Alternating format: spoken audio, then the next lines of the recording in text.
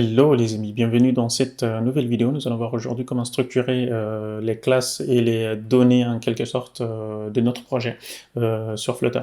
Alors ici j'ai repris depuis la dernière vidéo que nous avons vue sur les images, comment afficher les assets, etc. Je vais donc lancer ici notre application. Ce que je vais faire ici, je vais essayer donc un petit peu de partager le code source qui est là depuis la racine ici à cet endroit-là. Donc déjà ici, nous avons donc les données qui s'affichent ici. On a donc la liste de nos produits qui viennent de ce code-là. Alors ici, il y a plusieurs choses qui se passent. Nous avons déjà ici, pour remarquer ici, nous aurons donc une page à cet endroit-là.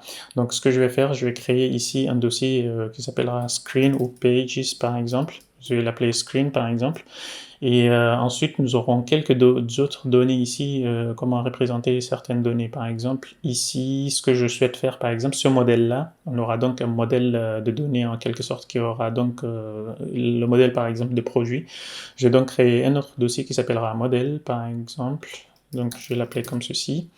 Et ensuite, qu'est-ce qu'on détecte ici? On aura disons, cette partie-là qui appelle l'API à cet endroit-là, par exemple, nous allons également externaliser cette partie-là. Comme ça, on aura une seule partie pour comme si c'était notre proxy entre notre application et l'API derrière.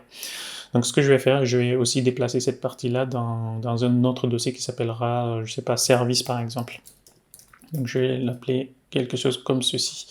Donc, pour commencer, au niveau de la partie service, déjà, pour commencer ici, je vais créer ici quelque chose, un fichier Dart ici, donc qui sera, on va l'appeler par exemple API service. Je peux faire quelque chose comme ça, ou alors mettre un point et ensuite Dart à la fin, comme ceci. Alors là, ça ressemble un petit peu à ce qu'on aurait, par exemple, sur du l'Angular ou autre, mais bon, c'est pas grave. Donc, ce que je vais faire ici, je vais créer une classe ici, je vais l'appeler API Service, par exemple, comme ceci. Et la méthode donc, que nous avions à cet endroit-là, alors là, nous avons quelque chose comme ceci. On peut faire utiliser, par exemple, soit un singleton ici, soit un singleton, mais bon, ce n'est pas grave, on peut s'en passer. Là, ce qui m'intéresse ici, c'est de reprendre cette partie-là, par exemple. Donc, on aurait pu appeler, par exemple, product service ou quelque chose comme ça, et puis comme ça, on a juste à l'appeler de quelque chose comme ça. On a product service, user service, autre service, quelque chose comme ça. Pour le moment, je vais juste faire simple, je vais l'appeler de façon globale API service. Donc, nous avons notre modèle produit ici qui n'est pas importé. Je vais donc revenir importer juste cette partie-là, par exemple. On aura donc le HTTP déjà à cet endroit-là. Donc les autocomplétions ici, c'est GitHub Copilot qui me le fait. Et à cet endroit-là, je dois importer aussi cette partie-là, le JSON decode et un code ici. Donc au niveau de produit, je vais revenir au niveau de modèle ici, je vais créer un autre fichier ici qui s'appellera modèle. Alors c'est product par exemple, point modèle. Alors, je vais toujours mettre point modèle, point le type de données, comme ça, si on a plusieurs fichiers, en fait, c'est difficile parfois de les distinguer. Donc, ce que je vais faire ici, je vais créer une autre classe ici. Alors, je peux directement copier la classe qui est là. Je vais faire quelque chose comme ceci, et puis la coller à cet endroit-là. Donc nous avons ici notre classe et nous avons donc notre constructeur ici notre factory ici en quelque sorte.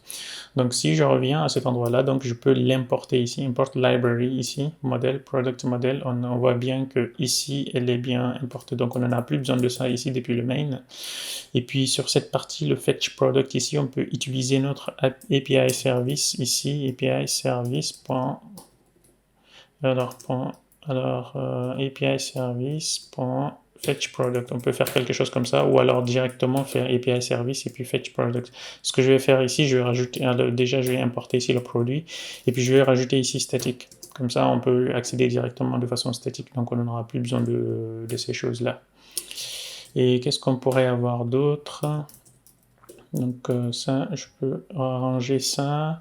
Et puis là, normalement, on n'a plus d'erreurs. Alors je vais juste bouger l'écran ici pour voir les erreurs qui s'afficheraient. Et là, on n'en a plus. Au niveau de là aussi, on n'en a plus. Donc si je rafraîchis à cet endroit-là, normalement, ça devrait continuer à fonctionner. Donc si je ramène l'écran, on voit donc notre application continuer à fonctionner. Maintenant, au niveau de la partie main ici, on voit que c'est un petit peu compliqué parfois de travailler sur plusieurs écrans en restant dans le même fichier. Ce que je vais faire, donc je vais commencer à utiliser cette page-là. Ce sera donc en quelque sorte notre page de produit. Ce que je vais faire ici, je vais venir rajouter ici un autre fichier qui s'appellera donc product. On va le mettre celui-là au pluriel ici pour lister tous les produits et on va l'appeler comme product screen par exemple, .dart. Et puis là, nous avons donc ici, si je reviens au niveau de la partie main, ici, en quelque sorte, donc on va pas prendre toute cette partie-là, en quelque sorte, on va prendre juste, déjà, on remarque ici qu'on a notre classe ici qui est un stateful widget. Donc, ce que je peux faire ici, c'est de prendre déjà cette partie-là et de la mettre en stateful widget, créer plutôt un stateful widget. Donc, ce que je peux faire ici, on a normalement ici des raccourcis pour aller plus vite, stateful ici. Par exemple, quand je clique celui-là, on a donc un stateful à cet endroit-là. Donc, ce que je vais faire ici, c'est product à cet endroit-là, screen au pluriel. Comme ça, je vais garder la même nomenclature parce qu'on aura un show pour voir, par exemple, un produit. Donc là, on a juste un placeholder. Je pourrais l'enlever juste après. Et ici, il faudra importer cette partie-là. Donc, ça viendra donc de Material Design, Material UI ici. Donc si je rafraîchis cette partie-là, le placeholder ici, normalement, on va reprendre ce qui était donc dans le main à cet endroit-là. Donc tout ce qui est donc dans cette partie du main ici, je vais essayer de le prendre ici, par exemple. Alors le safe area, on peut le prendre avec, ou sinon je prends directement le center. Et je peux venir donc à cet endroit-là, tac, comme ceci. Alors il va manquer des données, que ces données-là, je vais les reprendre, ce qui est cette partie-là, donc je peux copier toute cette partie-là, enlever là aussi, et normalement on sera bon à cet endroit-là, je le ramène ici. Alors, c'est dans le state de cette partie-là aussi. Donc API Service, on peut déjà l'importer, on l'a déjà créé. Product aussi, c'est dans le modèle, on l'a déjà créé.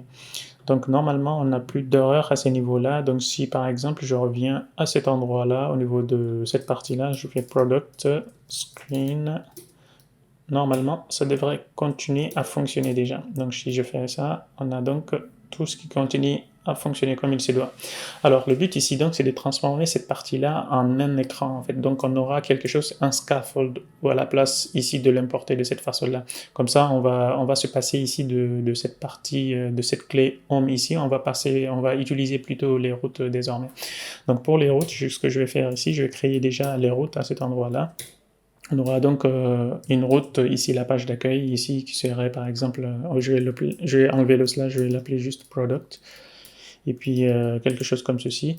Alors l'idéal en fait ici, si on utilise souvent ces strings là parce que c'est quand même un petit peu compliqué de le modifier à chaque fois, on peut directement le rajouter ici dans notre classe à cet endroit là. Donc c'est comme ça, c'est plus facile pour nous de nous retrouver. Ce que je peux faire ici par exemple, c'est de faire déjà un statique, par exemple ici const route name par exemple, quelque chose comme ceci. J'aime pas trop les slash ici parce qu'on n'est pas en web. Donc, ce que je peux faire ici, c'est de revenir à cet endroit-là, tech.routename, et comme ça, on va reprendre la constante qui est à ce niveau-là, en fait. Comme ça, si on refactorise des choses, et puis comme ça, on aura un seul endroit à modifier. Et voilà, et ensuite, lorsqu'on a mis cette route-là, là, ça va pas marcher tout de suite, parce que si je sauvegarde, il va rester sur cet écran-là, par exemple, si j'enlève juste ça, il va rester, alors là, tac, tac, tac, si j'enlève le scaffold, voilà, là on voit bien ici, il n'a pas pris en compte notre route, il faudrait qu'on mette ici notre route, initial route, ici c'est notre route par défaut, et pour que ça marche aussi, il faudra qu'on enlève cette partie-là. Alors il ne faudra pas oublier ici le scaffold qui reste à cet endroit-là, donc si je refais ça, il va me dire qu'ici, alors là, il va essayer d'afficher cette partie-là, et on voit bien que c'est pas très bien structuré ici, il y a les choses qui dépassent ici au niveau de l'heure, etc. Donc il faudrait qu'on mette en place ici le scaffold pour bien gérer les différentes sections de notre application. Ce que je vais faire ici, le center d'ailleurs, on n'en a pas besoin, je peux juste garder cette partie-là et enlever ici. Donc je peux faire scaffold à cet endroit-là, et puis avoir donc alors c'est un body, et puis faire notre partie ici, notre container. Donc si je refais ça, donc on a tout qui continue donc à fonctionner. Et puis on peut avoir également un app bar à cet endroit-là, la liste des produits ici. Donc comme ça, on a ici des données plus, enfin en tout cas un écran un peu plus structuré. Et on aurait pu également avoir des menus, etc. ici. Donc voilà, je pense qu'on a ici le tour. Alors ce qu'on pourrait faire également, par exemple, je peux rajouter ici les actions, au niveau des actions par exemple, pour aller, disons, depuis, euh, depuis notre... alors là, c'est pas ce bouton-là que je souhaite faire. Ce que je vais faire ici, disons, c'est un bouton pour aller directement dans le carte, shopping, carte, quelque chose comme ceci pour notre, pour aller à notre, pour aller en quelque sorte à notre panier, on va dire. Et d'ailleurs ici, je peux faire elevated button et faire peut-être icône, quelque chose comme ceci. Et là, ce sera quoi? Le guide label. Donc je peux faire quelque chose comme ceci, text cart. Voilà, comme ça on a notre bouton ici, si on le voit bien. Alors ce que je peux faire aussi, c'est de l'entourer avec un padding, comme ça on a quelque chose comme ceci. Et on peut le faire également avec quoi d'autre? Juste pour l'encercler peut-être, on peut... Alors il me semble qu'il y a une partie style ici. On peut déjà utiliser ça, tac. Si je fais ça, on a ça. Donc là, c'est ceux-là, en fait, les primary, on primary sont dépréciés. Il faut utiliser plutôt les foreground. Donc le foreground, ici, ça c'est la couleur du texte et celui-là, c'est la couleur en fait de notre carte. Donc, qu'est-ce qu'on aurait d'autre? Est-ce qu'on a quelque chose qui s'appelle border radius? On n'en a pas. Clip, non. Clip behavior, non. Alors, je vais juste pousser ça pour qu'on puisse voir ici les propriétés.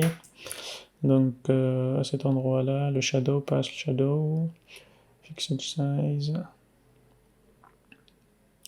Sinon, on peut utiliser aussi le clip, les méthodes de clip. Comme ça nous évite de... Si on ne retrouve pas en tout cas la propriété, on peut utiliser les clips. Je pense qu'on va finir peut-être par faire ça, je n'arrive pas à le retrouver. Au pire, on le laisse comme ça pour le moment. Et c'est pas très gênant, c'est pas le but de la vidéo. Et aussi, comme ça, on aura une page ici, on utilisera ici pour aller vers une autre page, par exemple, qui s'appellerait carte, par exemple. Et donc, si je reviens au niveau de notre main, à cet endroit-là, on a donc la liste de nos routes ici, et puis ici, là, d'ailleurs, ce truc-là, on peut le transformer désormais en un stateless widget convert to stateless, par exemple. Je peux faire ça.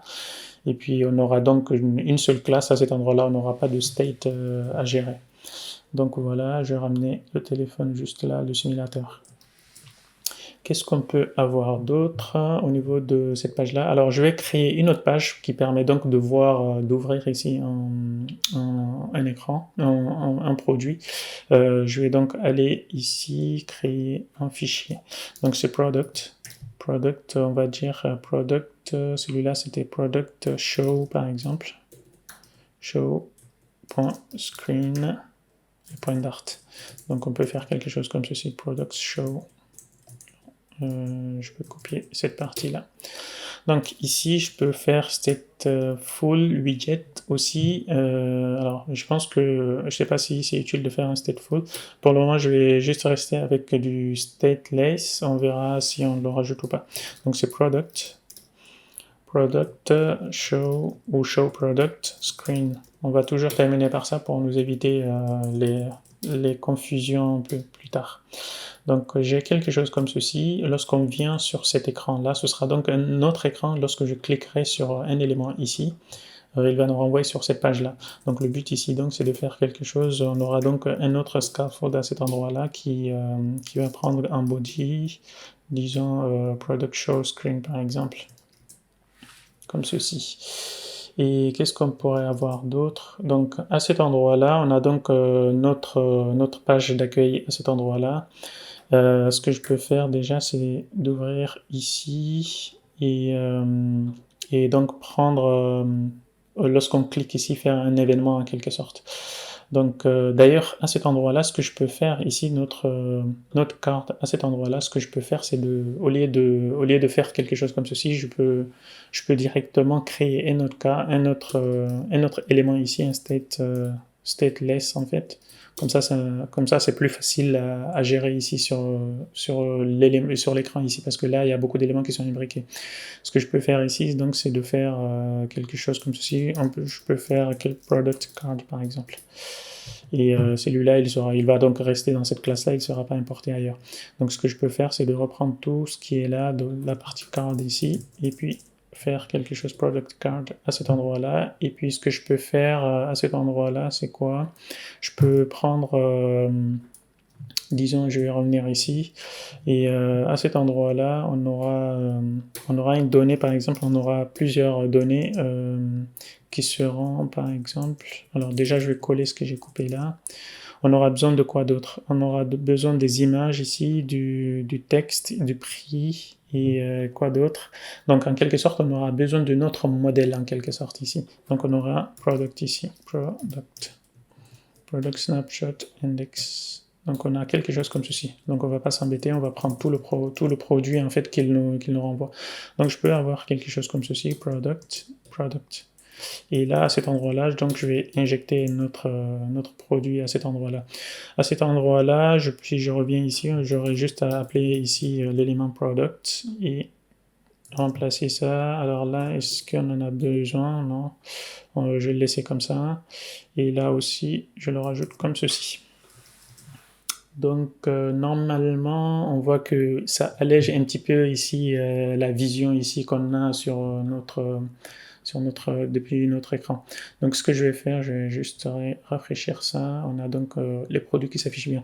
D'ailleurs ici, je vais le transformer en grid, comme ça allège un petit peu l'écriture en quelque sorte. Donc si je refais ça, on a ici, je vais l'afficher ici en grid. Ça nous permet d'avoir plus d'éléments en fait à la fois. Donc on a des éléments ici qui dépassent, ce n'est pas grave, on va juste, alors, child aspect ratio, tac. Si je viens au niveau des product cards ici, je peux peut-être ici déjà diminuer ici le prix. Et ensuite, voir pour la partie title ici, ce que je peux faire, c'est de rajouter une condition ici, par exemple, pour rajouter 3 points de suspension, etc. Donc là, je peux déjà l'interpoler. Au lieu de 20, je peux mettre 17 ici ou 15 là, juste pour voir, parce que c'est le texte en fait en quelque sorte qui dépasse pour ces éléments-là. Je peux mettre ici 15. C'est plutôt 15. Alors si je diminue encore, je vais diminuer celui-là juste pour voir. Donc ça ne change pas, c'est peut-être l'image ici qui est trop grand. Je vais rajouter ici une taille, je ne sais pas si elle sera prise en compte ou pas. Voilà. Tac. Donc si je reviens à cet endroit-là, je peux enlever peut-être cette partie-là. Et donc comme ça va prendre la taille de façon relative en quelque sorte. Et au niveau de l'image ici, je peux faire quelque chose de 200. D'ailleurs, la partie card ici, ce que je peux faire, c'est de mettre un container et de l'enlever ça. Donc je peux transformer ça en container ici et enlever cette partie-là.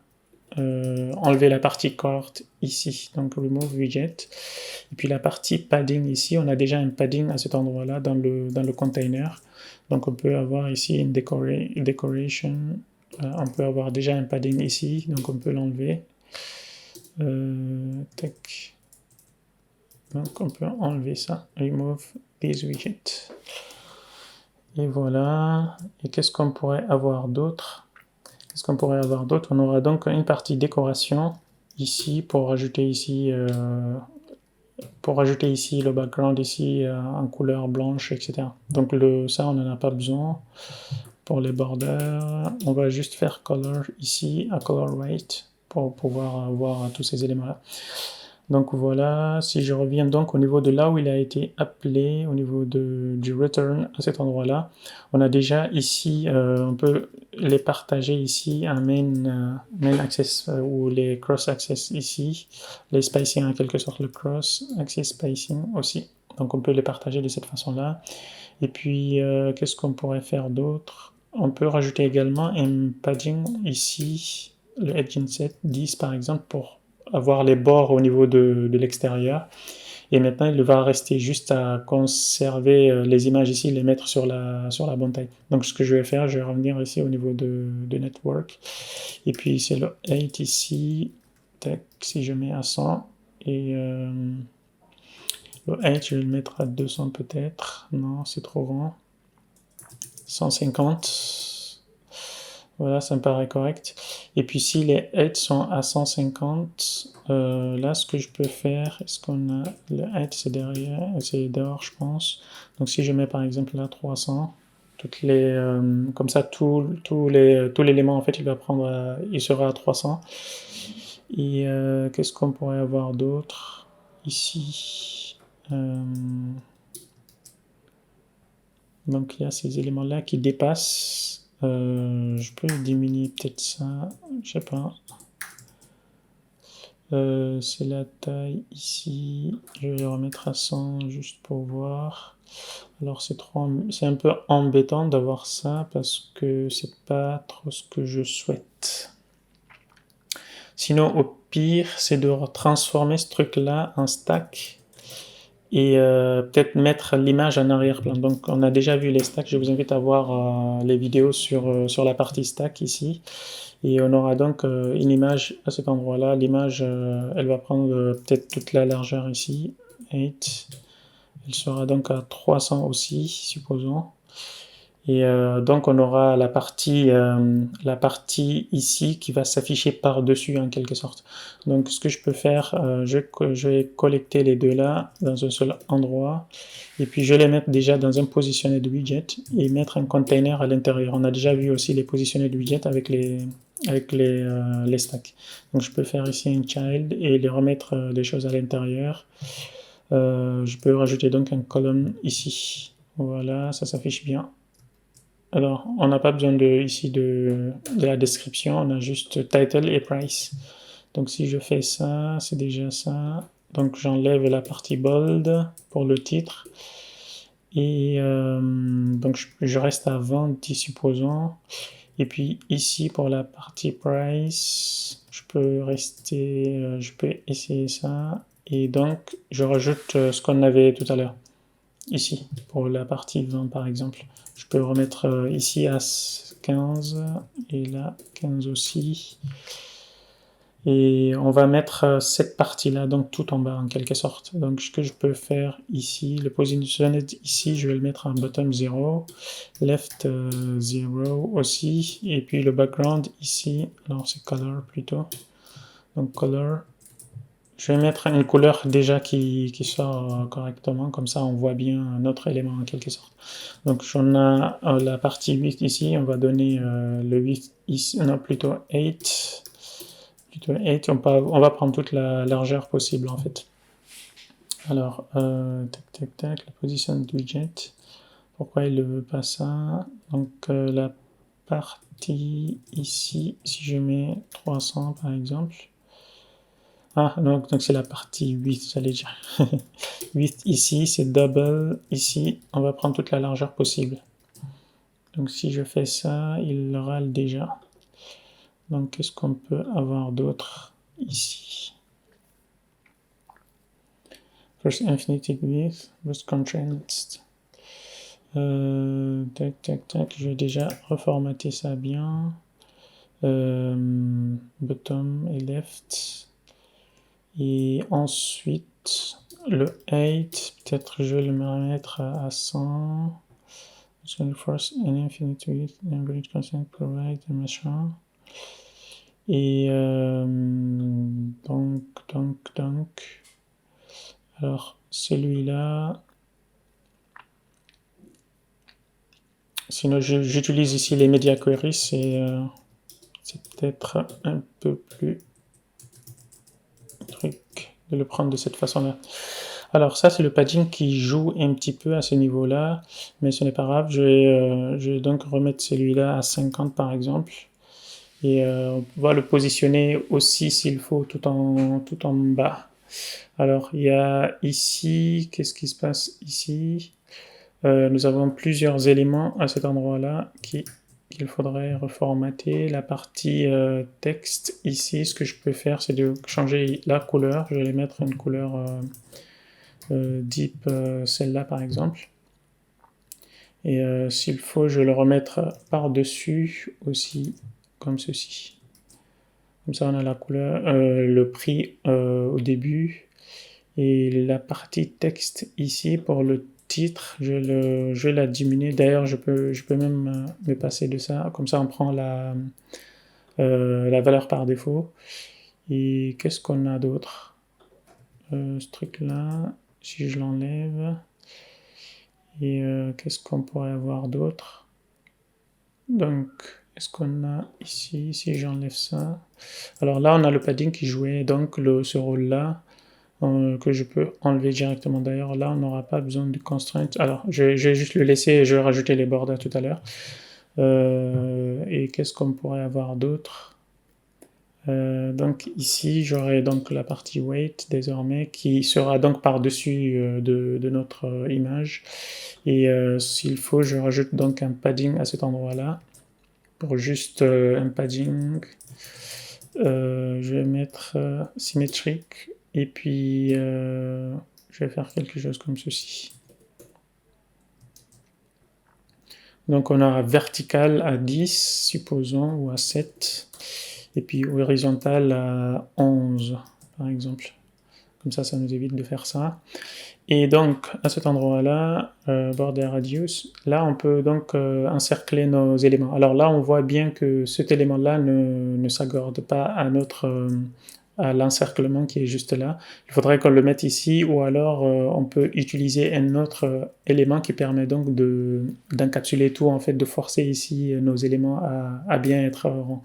C'est ce que je vais faire ici, c'est un élément qui s'appelle, c'est un widget qui s'appelle Clip Erect par exemple. On a plusieurs autres types en fait qu'on pourrait ajuster en fait. Donc là on force tous les éléments à être ronds en quelque sorte.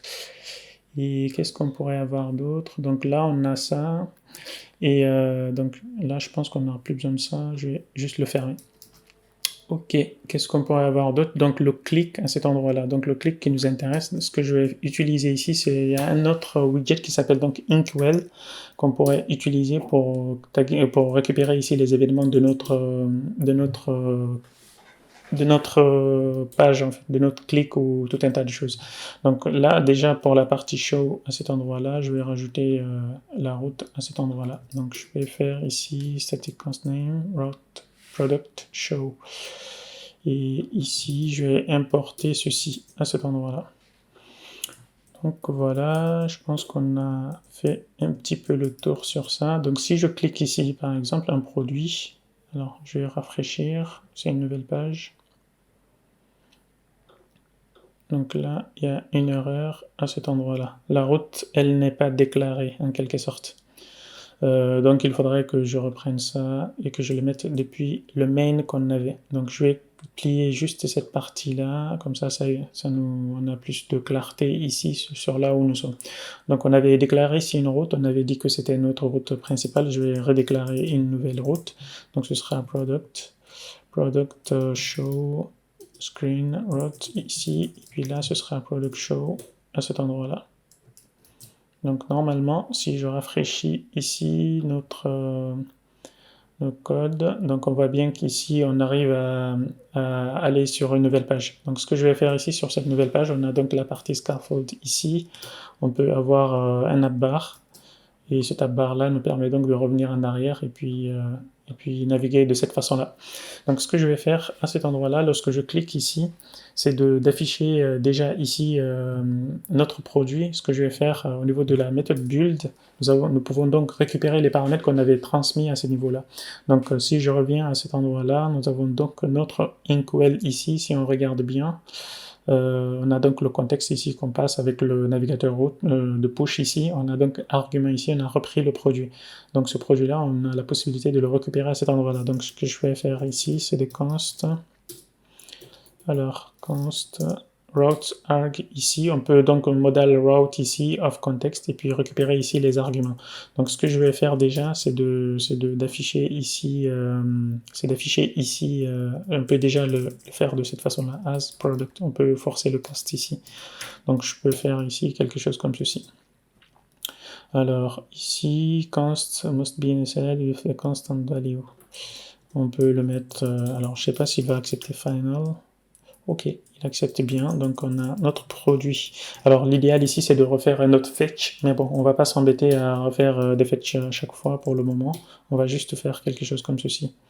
Donc si je reviens au niveau de la construction de cette page-là, tac, je vais voir s'il arrive bien. Voilà, on va bien instance of product à cet endroit-là.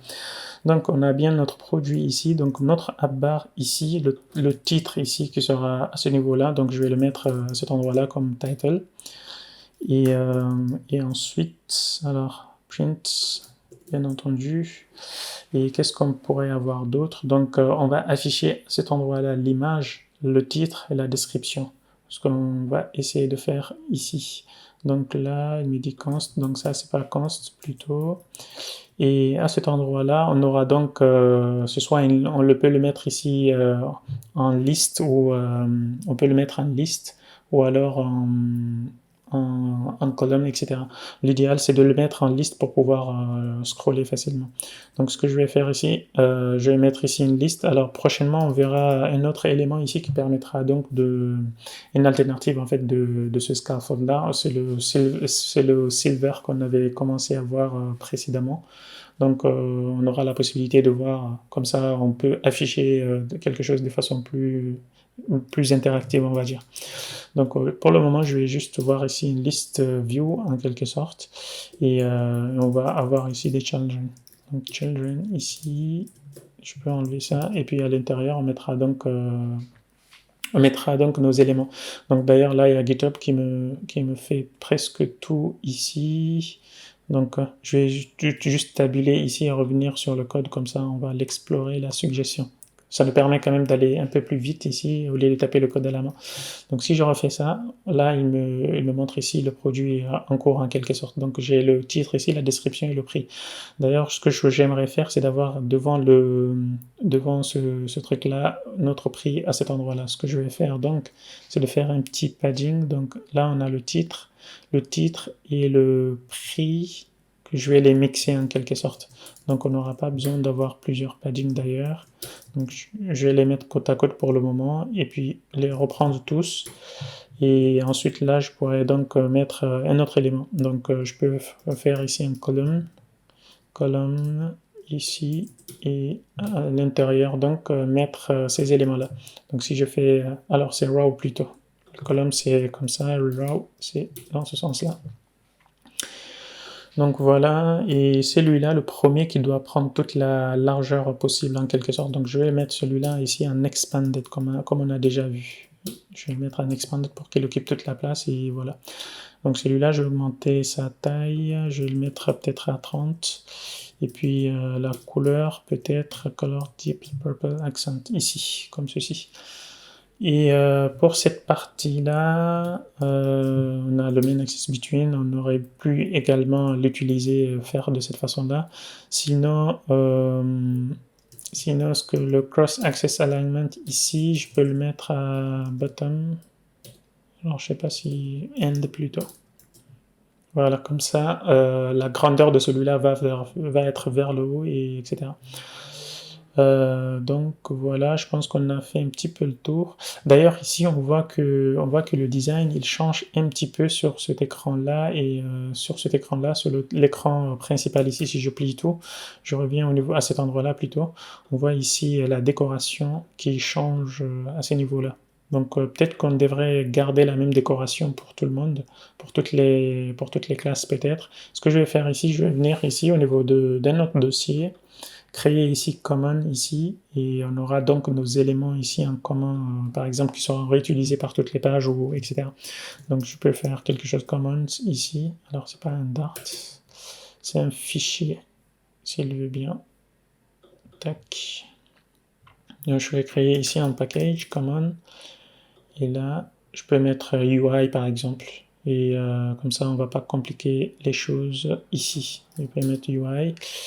Et là, on pourra mettre notre décoration qui est juste là. Donc, ce que je vais faire, je vais venir au niveau de ce truc-là, mettre à cet endroit-là notre const ici. Default page ou screen decoration égale à ça. Et là, point virgule, bien entendu. Et voilà. Donc ici, qu'est-ce que je peux faire? Je peux mettre... alors, c'est pas ce que je veux, c'est Material Design. Donc, je peux importer ici Material, ici, à cet endroit-là. Et le default, on va commencer par... on sera donc en camel case. Ok, donc sur cet écran-là, ce que je vais faire ici, je peux laisser la décoration à cet endroit-là. Et comme ça, je peux l'importer ici comme un UI. Donc on voit bien que à cet endroit-là, elle est importée où? Elle est importée ici. Donc on peut l'utiliser. Et donc dans le product show ici, je peux garder le même gradient à cet endroit-là et mettre un autre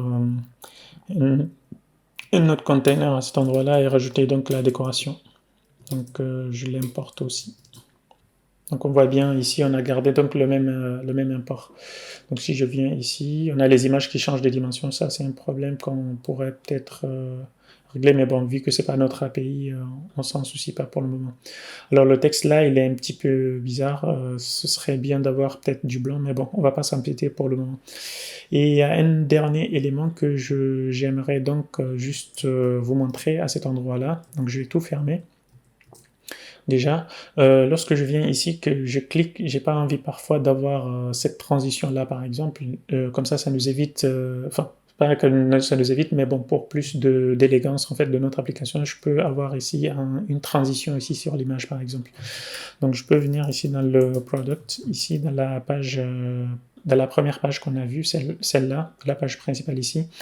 Ce qu'on peut faire, c'est de lier ici notre élément ici pour qu'on ait une transition de pop-up, par exemple, de notre image de l'autre côté.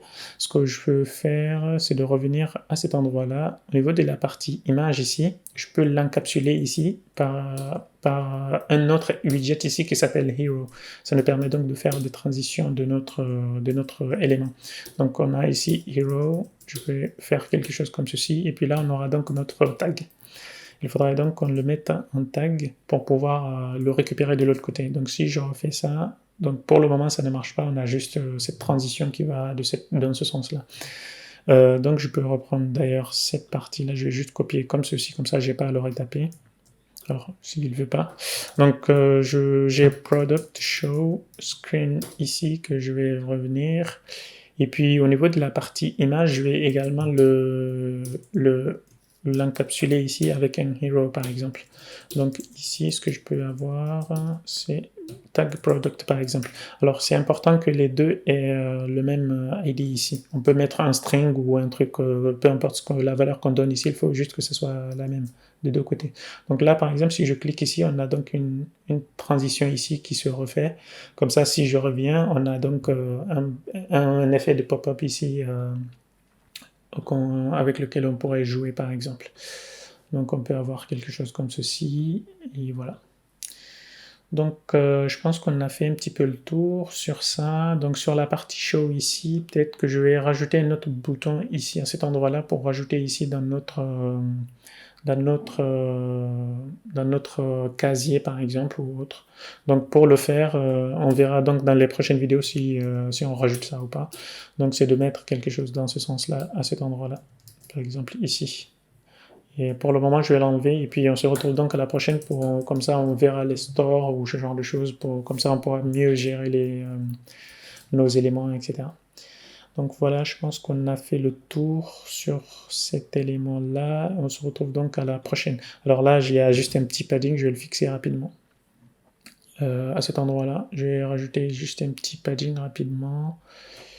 Pas à ce niveau-là. Donc ici, un padding. Voilà. Comme ça, on a un petit espacement ici. Donc voilà, on se retrouve donc à la prochaine vidéo pour découvrir d'autres fonctionnalités de Flutter. À plus tard. Ciao.